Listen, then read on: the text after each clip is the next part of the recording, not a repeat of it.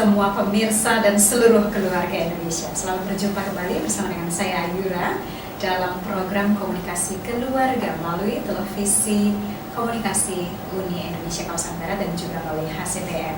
Dan keluarga Indonesia, ini adalah program yang khusus dipersembahkan untuk Anda dengan menghadirkan narasumber seorang pakar komunikasi keluarga Dr. Niko JJ Koro. Saat ini beliau sudah hadir bersama dengan kita di studio. Selamat datang Pak Niko. Selamat bertemu kembali, Ayura, apa kabar? Puji Tuhan, kabar baik, dan kita berharap keluarga Indonesia juga berada dalam keadaan yang selalu dalam keadaan lindungan Tuhan. Pak Niko ini sudah siap ya untuk melakukan pelayanan untuk kita semua ya. Baik. Ya, dan keluarga Indonesia kita terus diingatkan bahwa keluarga itu jantung masyarakat, jantung kerohanian, jantung bangsa. Jadi keberhasilan semuanya itu tergantung dari kualitas keluarga. Jadi Pak Niko dan keluarga Indonesia, kita langsung saja kepada topik bahasannya. Ya. Kali ini adalah satu judul yang perlu kita cermati bersama keluarga Indonesia. Memimpin dengan memberikan contoh di dalam keluarga. Nah, kalau saya mungkin boleh gunakan kata lain, ini berarti ada aspek teladan ya Pak ya. Ya. Dan mungkin ada satu istilah yang Bapak sering gunakan, role model. Role model atau apa namanya, model peran. Model peran di dalam keluarga. Nah Pak, saya tahu ini lingkupnya adalah rumah tangga. Tapi saat ini Bapak mau menyoroti mananya nih, pemimpinnya atau cara memimpinnya? Saya kira lebih condong cara memimpinnya. Cara memimpinnya ya. Baik. Jadi silakan Bapak. Saya kira kalau makanya saya katakan role modeling atau model peran di dalam keluarga itu sangat penting, sebab anak-anak biasanya di dalam keluarga itu tidak bisa dikatakan kamu harus begini, kamu harus begitu, kamu harus macam-macam. Kalau kita mengatakan seperti itu, nanti reaksinya adalah selalu melawan atau mungkin melakukan hal yang tidak sesuai dengan apa yang diinstruksikan. Okay. Tapi kalau kita memberikan mereka dengan cara memberikan contoh, selalu di dalam memberikan contoh, lama-lama mereka terbiasa dengan contoh seperti itu. Yeah. Bisa ambil contoh saja, misalnya sering sekali kalau anak-anak itu kalau bangun pagi, begitu bangun langsung lempar selimut, langsung macam kok berantakan, bahkan mungkin sering kali ada di lantai semua. Okay. Nah, sering kali kita belum apa-apa kita sudah mau menyuruh, mending kalau pembantu di rumah tangga, begitu tidak ada kita haruskan tidak membiarkan hal itu, kita harus mengambilkan sendiri, kita berikan contoh kepada anak-anak. Begini caranya mengatur tempat tidur seperti ini. Jadi harus bersama sama mereka. Bersama-sama mereka supaya mereka belajar, oh begitu. Nah sekali mungkin kita memberikan, lama-lama mereka sudah terbiasa dengan hal seperti itu. Jadi disiplin di dalam keluarga itu tidak bisa diatur hanya dengan komando saja, tapi harus kita memberikan contoh, itu yang terbaik. Dengan demikian, anak-anak dan mungkin antara suami istri itu saling berbagi untuk senantiasa memberikan contoh gitu. Jadi bukan hanya ayah ya, Bukan ayah dan ibu. Ayah dan ibu harus memberikan contoh. Kerjasama. Baik. Dan saya juga pernah membaca Pak dari tulisan petunjuk membimbing dan mendidik anak bahwa di masa kecil itu sebetulnya adalah saat yang paling pesat anak-anak itu menyerap teladan. Jadi saya sangat sepakat dengan yang tadi Bapak sampaikan, harus ada teladan. Contoh sederhananya, jadi kalau misalnya mereka berantakin kamar, terus mereka pergi, kita yang beresin, nanti mereka pulang, kalau udah rapi mereka pikir itu bisa rapi sendiri ya. Jadi yang terbaik adalah bersama-sama dengan mereka untuk melakukan kerjaannya. Sampai sekarang saya sering kali dengan cucu-cucu saya yang sudah besar masih seperti itu. Jadi kita harus mengatur supaya coba deh, mari kita atur bersama gitu, supaya kita nggak usah memaksa mereka harus cepet atur sendiri, bukan seperti itu. Jadi kalau kita memberikan dengan kasih, memberikan contoh kepada mereka, lama-lama mereka akan menurut ya. Dan saya kira itu paling penting, mereka mau berbuat dengan menurut apa yang kita berikan contoh kepada mereka. Baik, jadi kalau cara memimpin yang seperti ini itu masuk kategori yang mana Pak? Bukankah ada beberapa cara memimpin ya Pak ya, yang saya pernah ketahui? Ada cara memimpin yang dikatakan itu autokratis. Autokratis, ada yang demokratis gitu. Nah, itu bagaimana perbedaannya Pak? Oh, kalau otokratis itu komando, ya, orientasi. Cepat bikin. Bikin itu, bikin itu lagi, lakukan itu, dah boleh ini. Itu yang otokratis ya? Otokratis. Baik. Tapi ada yang kita selalu mengajak, itu yang salah, janganlah. Coba bukan seperti ini. Ya, atau yang paling baik itu sebelum mereka berbuat, kita berikan contoh kalau mereka, sehingga mereka agak segan. Oh, kalau biarlah saya yang melakukan itu. Nah, sendiri mereka lakukan. Jadi membentuk kepribadiannya itu seimbang begitu Pak ya. Jadi tidak hanya berdasarkan. Ya tentu saya merasakan bahwa pasti budaya, apalagi kita di Indonesia dengan budaya bermacam-macam, dengan budaya Bhinneka Tunggal Ika kita yang bermacam-macam, tentu hal ini tidak bisa serta merta kita terapkan di satu budaya harus seperti ini, harus seperti itu. Tapi kita harus lihat juga bagaimana budaya setempat. Tapi saya pikir secara garis besar kita yang paling penting kita harus memberikan contoh kepada mereka, sebab anak-anak paling mudah meresap segala sesuatu yang diberikan contoh kepada mereka. Bahkan mereka menduplikasi. Ya, mereka menduplikasi, meniru, dan itu sifat anak-anak, meniru segala sesuatu yang dilakukan. Jadi contoh aja ya, kalau ayah merokok ya terang aja, anak juga jangan bilang dia juga akan merokok. Jadi cukup saya merokok, kamu tidak boleh merokok, berhasil ya Pak ya.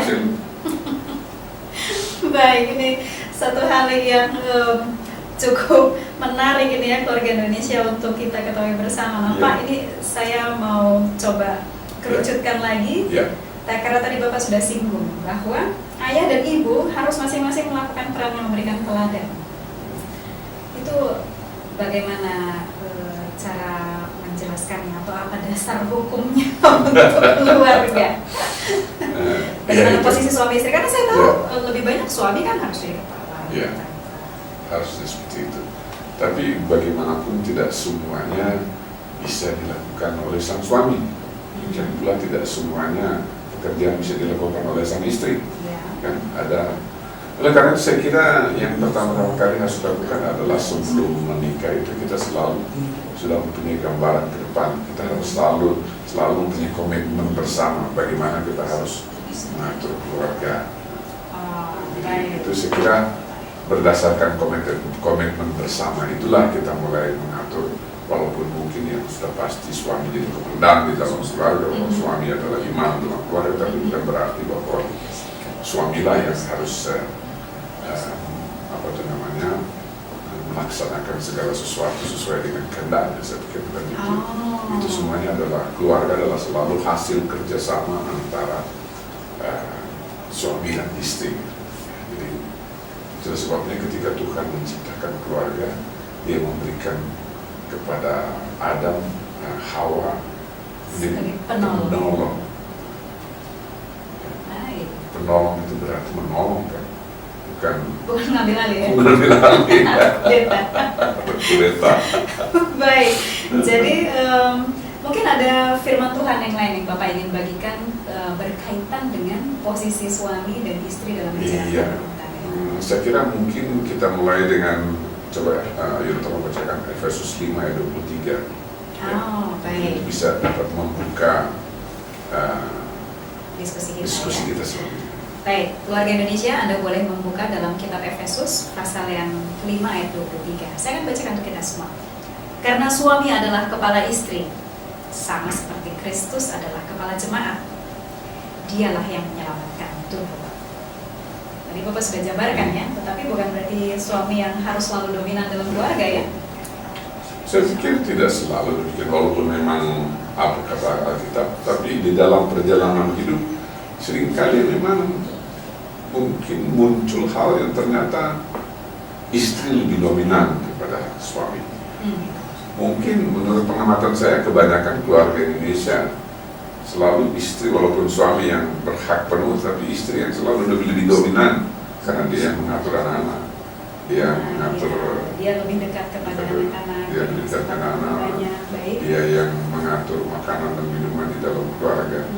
Jadi semuanya kegiatan keluarga sebenarnya lebih banyak dipegang oleh sang istri daripada suami, kan? hanya bertanggung jawab adalah suami. Ya. Namun di dalam perjalanan hidup seringkali terjadi apa yang disebutkan dengan dominasi. Mungkin saja tidak sengaja istri mau dominan, tetapi karena dia itu yang memang aktif di dalam keluarga ya. Jadi otomatis karena dia aktif itu seringkali seolah-olah dia yang dominan, padahal tidak seharusnya dia yang dominan. Baik, ini menarik sekali karena saya lihat dari ayat yang tadi Bapak berikan itu kalau dilanjutkan di ayat 24, mungkin saya akan bacakan untuk kita semua. Karena itu sebagaimana jemaat tunduk kepada Kristus, demikian juga istri kepada suami dalam segala sesuatu. Bisa jabarkan kepada keluarga Indonesia ini tunduk yang bagaimana? Karena kita tuliskan atas segala sesuatu, Pak. Tunduk dalam arti kata saya kira jelas bahwa suami bertanggung jawab kan. Tadi Bapak sudah bilang suami yang bertanggung jawab. Oke. Tunduk dalam arti kata sebab saya kira di dalam sebelumnya itu sudah bahas tentang kitab Kejadian Allah menciptakan Adam, kemudian memberikan kepada Adam pendamping. Kalau di dalam ayat tersebut kita masih ingat kata sepadan dengan dia. Sepadan itu berarti istri sepadan dengan suami, berarti bukan berarti satu tinggi satu rendah kan? Jadi tidak ada yang harus direndahkan juga ya Pak ya? Oke, sepadan. Dan dari beberapa buku sejarah kita bisa belajar bahwa keberhasilan suami seringkali atau banyak kali disebabkan oleh istri yang mendukung. Woman behind the big man. Jadi dalam hal ini tunduk artinya boleh dong Pak kasih saran. Oh boleh, itu harusnya seperti itu. Malah seharusnya seperti harusnya itu. Seperti itu. Okay. Saling mau menerima saran. Tapi tanggung jawabnya tetap ada suami. Nah kalau kondisinya seperti ini Pak, dan ya ini tidak jarang, Bapak juga mungkin temui banyak kondisi-kondisi keluarga yang istrinya malah jadi sumber pendapatan atau untuk menopang ekonomi itu malah istrinya yang berperan. Gimana Pak supaya nggak tumpang tindihnya perannya? Karena biasanya itu kan harusnya tugas pria. Banyak, saya pernah punya pengalaman, bukan punya pengalaman, saya tahu guru saya ada seperti itu. Di dalam daerah saya, di dalam kampung saya itu, kalau suaminya guru, istrinya namanya Nyora. Nyora ya, Senyora barangkali itu ya. Jadi ini tante Nyora berarti suaminya guru.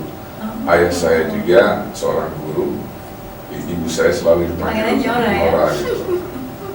Kalau ada guru saya yang guru itu istrinya, suaminya tinggal di rumah gitu loh.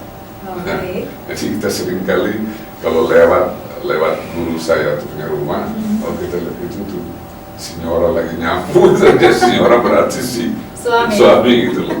Ya menjadi bahan ejekan, tapi sebenarnya tidak harus seperti itu kan. Mungkin karena istrinya yang menjadi pendukung ekonomi di dalam keluarga, ya suami yang mengambil alih hal-hal yang lain, bisa jadi seperti itu kan. Tidak harus merendahkan martabat suami, tetapi dia juga harus merendahkan martabat istri lah. Saling menerima keadaan dan saling mau membantu. Jadi memang ada harus ekstra pengertian ya, pemahaman tugas masing-masing ya Pak. Jadi kuncinya adalah sepadan, itu yang tidak bisa dilupakan karena itu adalah dasar di mana Tuhan membentuk rumah tangga. Itu harus kita ingat bahwa yang membentuk keluarga, yang menciptakan keluarga adalah Tuhan sendiri, bukan? Bukan serta-merta manusia bersatu ya Pak ya. Ini menarik sekali keluarga Indonesia. Jadi kita diingatkan terus kepada mula-mulanya rumah tangga ini dibentuk dan itu menolong kita dalam peran masing-masing. Baik, namun demikian kita akan ajak Anda sekalian untuk lebih dahulu menerima berkat dari lagu pujian yang berikut ini dan kita akan lanjutkan kembali diskusi kita.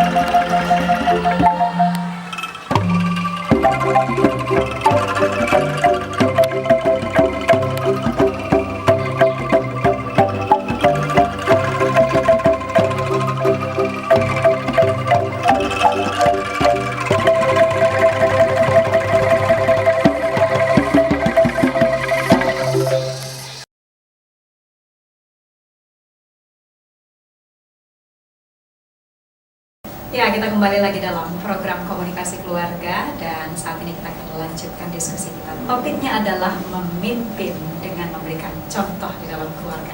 Tadi sebelum lagu banyak sekali ya yang sudah disampaikan oleh Pak Niko, narasumber kita, tentang bagaimana kita memberikan teladan di dalam keluarga. Dan saat ini saya akan ajak kita sekalian keluarga Indonesia untuk melihat lebih kerucut lagi kepada peran istri. Pak Niko, tadi sebelum lagu kan kita sudah bahas bagaimana bahwa istri itu berperan penting di dalam keluarga. Jadi apakah Pak Niko mau membagikan pada keluarga Indonesia apa pendapat kita tentang istri?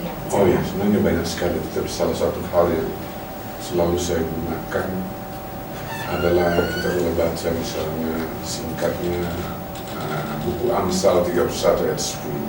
Oh, yang saya ingat Amsal 31 itu memang tentang puji-pujian pada Iya. istri ya Pak ya? Tapi kalau kita baca keseluruhannya barangkali terlalu Cukup panjang. Jadi kita selalu bayang.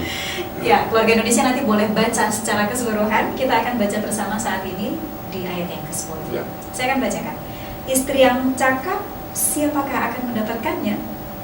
Ia lebih berharga daripada permata. Pakaiannya adalah kekuatan dan kemuliaan. Ia tertawa tentang hari depan. Coba Anda bayangkan ke bagian terakhir, saya senang sekali ayat itu. Ia tertawa menghadap hari depan. Artinya siap gitu ya Pak? Siap menghadapi apapun tantangan di hari depan dari sebuah keluarga itu. Jadi nggak khawatir kalau masa pensiun gitu ya Pak ya? Kalau sekarang kan masih ragu-ragu, aduh kalau nggak dapat pensiun dari bagaimana seperti itu. Jadi memang seperti yang Bapak sudah pernah ulas sebelumnya, suami dan istri memang yang terbaik itu bersama-sama. Bersama-sama, bukan bersama-sama.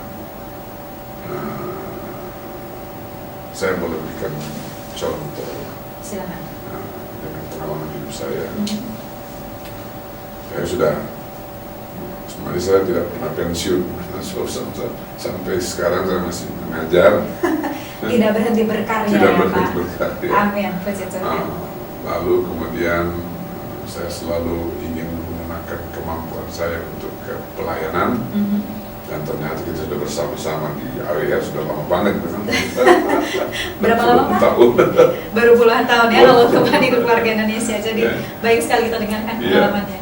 Nah dari sini istri saya kebetulan karena dari kecil dia dari SMP kalau tidak salah dia adalah penjual buku.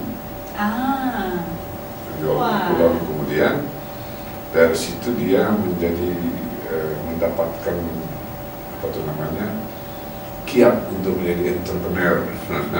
Usahawan, pengusaha. Usahawan. Okay. Dari usaha kecil, usaha. Baik. Lalu dari situlah kita pernah membangun, kita sama-sama membangun sebuah galeri kecil. Lalu dari situ terjadilah sampai sekarang kita masih menjalankan, istri saya masih tetap menjalankan. Jadi ibu yang sekarang itu menjalankan terus ya? Saya membantu, menyusun bagaimana seharusnya. Ya, hanya memberikan nasihat, memberikan advice, tapi yang menjalankan usaha adalah istri saya sendiri. Kesehariannya yang pegang Sehariannya ibu. begini. Okay. Makanya tidak heran seringkali kita harus dia ke sana, saya kemari. Jadi terpisah berjalannya. Tapi kita selalu luangkan waktu untuk berdiskusi bersama. Tidak pernah kita lupakan itu, saya kira itu sangat penting. Apalagi dengan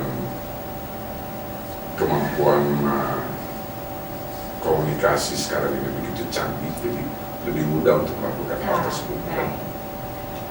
Jadi walaupun tidak terbatas pada kebersamaan fisik ya Pak? Ya betul. Harus dibarengi dengan kebersamaan pikiran, visi mungkin seperti yang Bapak sering tampilkan dalam ulasan-ulasan sebelumnya. Jadi memang keluarga Indonesia, suami dan istri harus bersama-sama, demikian Pak Niko sampaikan kepada kita semua untuk membangun keluarga. Ada komentar Alkitab atau pandangan Tuhan tentang itu, Pak? Saya kira dari komentar Alkitab yang kita baca tadi itu, kita melihat bahwa dari situ tergambar betapa pentingnya kerjasama itu. Coba kita bayangkan Amsal 31 ayat 10 tadi. Istri yang cakap, siapakah akan mendapatkannya? Ya, terus terang di dalam kehidupan sehari-hari, tidak selamanya kita mendapatkan istri seperti itu, suaminya mendapatkan istri seperti itu, barangkali ya. Tapi seharusnya menurut saya kalau kita berkomitmen bersama-sama, apapun seperti apapun istri itu selalu bisa berharga. Baik, saya garis bawahi itu ya. Jadi keluarga Indonesia tetap istri bisa kualitasnya dibuat menjadi berharga, begitu ya Pak ya? Betul. Coba aja Anda berjalan atau dalam keluarga tiba-tiba istri tidak berfungsi untuk seperti itu, kan saya patut keliling. Betul. Namanya keluarga, suami istri selalu bersama-sama untuk melakukan kegiatan keluarga atau bersama-sama membina dan mengembangkan keluarga. Saya jadi ingat Bapak pernah juga angkat ayat ini di Mazmur 127 ayat 1. Iya betul. Mungkin saya boleh bacakan Silakan. keluarga Indonesia. Anda boleh buka di Mazmur atau buku Sabur pasal 127 ayat 1. Itu adalah nyanyian ziarah Shalom. Iya betul. Jikalau bukan Tuhan yang membangun rumah, sia-sialah usaha orang yang membangunnya. Jikalau bukan Tuhan yang mengawal kota, sia-sialah pengawal berjaga-jaga. Jadi saya ingat Bapak waktu itu mengingatkan saya bahwa membangun rumah itu artinya adalah kebersamaan suami dan istri. Tidak mungkin kita membangun rumah tangga itu hanya sendiri. Lebih baik kita lupakan membangun rumah tangga kalau kita hanya sendiri ya. Begitu ya Pak ya? Buat apa kita membangun rumah tangga tetapi kita tidak bersama-sama dengan istri atau tidak bersama-sama dengan suami. Kita harus membangun bersama-sama. Apapun kemampuan istri, apapun kemampuan suami, kita bisa bersama-sama bisa membangun. Saya kira tidak akan mungkin Tuhan tidak menyertai kita kalau kita tidak berharap pada Tuhan. Itu masalahnya. Jadi memang harus terus berharap pada Tuhan dan terus terhubung ya Pak. Ya, saya kira mungkin di dalam Matius 6 ayat 33 itu selalu diungkapkan itu. Carilah dahulu kerajaan Allah dan yang lain-lain. Semuanya itu akan ditambahkan kepada. Menarik sekali. Jadi kalau begitu Pak, perkara tunduk tadi, dan itu kan juga difirmankan. Yes. Apakah tunduk kepada suami itu juga tidak bisa ya dengan alasan mau tunduk kepada suami tapi jadi mengabaikan firman Tuhan? Ya. Saya kira itu tidak bisa berjalan, makanya salah satu ayat yang lain saya lupa di mana tuh. Kalau suami tidak beriman, istri yang mengambil alih. Jadi tetap memang Tuhan yang. Ya Tuhan yang menjadi itulah yang Mazmur 127 tadi. Kalau tidak itu, saya kira sebab Tuhan yang menciptakan keluarganya. Iya betul sekali, karena memang Tuhan yang menciptakan keluarga untuk seluruh keluarga Indonesia. So kalau kita tidak mengakui bahwa Tuhan yang menciptakan keluarga, ya, sia-sialah seperti ada pada dalam Mazmur 127 tadi. Sia-sialah usaha membangun. Karena kita berarti mencoba membangun kerajaan keluarga itu sendiri. Baik. Nah Pak, mungkin ini ada satu pertanyaan yang boleh dikatakan menjadi penutup diskusi juga ya Pak ya dari keluarga Indonesia. Ini pertanyaan seperti ini. Istri itu kan boleh memberikan pendapat, bahkan semestinya seperti itu. Tapi keputusan akhir serahkan pada suami. Nah, gimana kalau kasusnya seperti ini? Suami ini kalau membuat keputusan itu meleset atau membahayakan. Nah, bagaimana peran istri di sini? Saya ingat ada satu kisah di Alkitab ini tentang Nabal dan Abigail. Abigail itu kita dicatat dalam Alkitab bahwa dia adalah wanita yang bijaksana. Sementara suaminya, waduh, dikatakan bebal. Sehingga keputusan suaminya ada suatu saat pada saat berhadapan dengan Daud ya, Raja Daud ya, Taniko. Keputusan suaminya itu salah besar. Dia akan kehilangan nyawanya, bahkan seluruh orang yang ada di keluarga itu, ya, orang-orang yang tidak bersalah itu akan dibunuh. Dan yang saya ingat cerita itu, Abigail mengambil satu tindakan yang untuk menyelamatkan semuanya. Tapi yang saya cermati, tindakan dia itu tidak atas izin suami dan tidak atas pengetahuan suami, Pak. Bagaimana nih? Bisa kita teladani nggak yang seperti itu? Ya, begini, saya ambil dari sisi ilmu pengetahuan. Baik. Dari penelitian yang terakhir ini, kita mungkin pernah mengenai mengenai kecerdasan emosional. EQ ya Pak? EQ. Emotional Sebenarnya quotient. tidak ada salah kalau kita bilang EQ, karena kalau EQ berarti sama dengan IQ. Jadi kalau EQ ada perhitungannya, ya ada dasar perhitungan. Tapi kalau EQ tidak ada dasar perhitungan, itu kualitatif sifatnya. Jadi memang namanya yang tepat adalah kecerdasan emosional. Emosional. Baik. Dari penelitian dilakukan oleh beberapa universitas terkenal, apalagi Universitas Harvard, ternyata bahwa istri memang memiliki kecerdasan emosional rata-rata lebih tinggi dari suami. Gitu, Pak, ya? Perempuan mempunyai kecerdasan emosional lebih tinggi pada pria. Itu kenyataan, fakta Hasil dan hasil penelitian. penelitian. Baik, Jadi, baik. dan ini mungkin terbukti dari apa yang contoh kita itu dengan mengenai Abigail dan Nabal. Ya. Tiba-tiba istri mengambil alih tanpa memberitahukan kepada sang suami, tapi ternyata tindakannya itu tepat. Nah, di dalam kehidupan keluarga seringkali seperti itu. Seharusnya setiap keputusan yang diambil harusnya diberembuk bersama apa yang kita buat. Ya, tapi ada kalanya tanpa sepengetahuan suami, istri sudah mengambil langkah. Dalam kehidupan saya melihat ayah dan ibu saya seringkali seperti itu, tiba-tiba seperti itu. Tiba-tiba ibu saya sudah mengambil keputusan tanpa memberitahu suami, dan ternyata keputusan itu tepat. Tepat ya. Iya, hanya suami hanya menggeleng-geleng kepala dan bilang, iya, kamu lah yang benar gitu. Dia masih mau mengakui gitu loh. Ya, kamu lah yang benar. Jadi saya pikir tapi saya kira dari sisi kebaikan rumah tangga sebaiknya kita selalu berembuk bersama. Baik. Walaupun seringkali suami sulit untuk menerima bahwa istri yang benar, tapi kita harus selalu mengakui bahwa itu seringkali sangat menolong, karena ternyata kecerdasan emosional di sini dipentingkan. Jadi sebenarnya kecerdasan emosional itu bukan sesuatu yang tidak bisa diajarkan, tidak bisa dilatih, itu bisa dilatih. Jadi itu bisa dilatih. Sebenarnya kesabaran salah satu bagian dari variabel kecerdasan emosional. Makanya saya jadi ingat kasih itu sabar. Awalnya sudah kualitasnya sabar. Itu bisa kita pelajari. Bisa kita latih. Kita latih. Jadi itu memang dari dalam. Jadi kita bisa latih. Nah kalau tadinya kita tidak, saya tadinya terus terang tidak penyabar. Begitu Pak Niko ya? Soalnya saya anak bungsu. Jadi banyak mendapat perhatian. Sehingga seringkali itu langsung beramus langsung. Tapi lama-lama saya belajar. Saya mau belajar supaya meredam hal seperti itu, dan puji Tuhan bisa diatasi dan kita bisa berjalan seperti itu. Belajar untuk sabar itu bukan sesuatu hal yang mudah untuk dilakukan. Betul. Dan tentu perlu waktu. Tapi saya percaya kalau kita bergantung kepada seperti Yesus katakan bahwa di luar aku kamu tidak dapat berbuat apa-apa. Ayatnya Yohanes 15 ayat 5 ya Pak.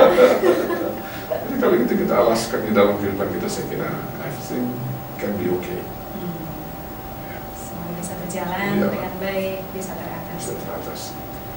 Baik, jadi mungkin di sini yang saya bisa lihat adalah bahwa sebaiknya selalu berembuk bersama. Pada keadaan emergensi yang dilakukan oleh Abigail boleh kita contoh, boleh kita teladani dengan catatan keputusan itu harus tepat. Kalau sama-sama melesetnya juga nggak perlu ya. Bisa repot. Baik, keluarga Indonesia, tanpa terasa kita sudah hampir sampai di penghujung acara, dan oleh sebab itu Pak Niko mungkin boleh sampaikan kesimpulan untuk diskusi kita hari ini. Ya, di dalam kesimpulan saya mengatakan bahwa untuk membangun keluarga selalu andalan kita adalah bahwa Tuhan yang menciptakan keluarga, bukan kita sendiri. Ya. Oleh karena itu, dengan adanya suami istri di dalam keluarga, kita harus saling membantu. Walaupun suami yang menjadi imam dalam keluarga, tetapi bukan senantiasa dia selalu benar dalam keluarga. Dia sudah bisa berbuat salah. Oleh karena itu, istri sebagai pendamping dia harus seringkali membetulkan hal yang tidak benar di keluarga. Oke. Oleh karena itu sangat penting bagi kita, mungkin bagi anak-anak muda yang sebelum menikah, menentukan siapa akan menjadi sang istri, memilih dengan benar, ya, supaya tidak salah memilih. Supaya tidak salah pilih ya, repot urusannya. Namun demikian saya juga ingat tadi Pak Niko katakan bahwa dengan pertolongan Tuhan, istri bisa dibentuk, dilatih menjadi Betul, kualitas yang kualitas yang berharga. berharga. Seperti yang tadi dituliskan dalam Amsal 31. Amsal. Terima kasih Pak Niko untuk Terima kasih. pelayanan hari ini, dan banyak sekali hal-hal yang sudah dibagikan kepada kami ya, seluruh keluarga Indonesia. Jadi kita puji Tuhan karena ini semua sudah berjalan dengan baik, dan biarlah kita renungkan itu dan lalu kita aplikasikan dalam keluarga kita masing-masing. Karena keberhasilan negara itu tergantung pada keluarga kita. Jadi biarlah kita terus memusatkan perhatian kita kepada keluarga kita. Dan keluarga Indonesia, terima kasih untuk perhatian Anda. Kita akan berjumpa kembali pada kesempatan berikutnya. Tuhan memberkati.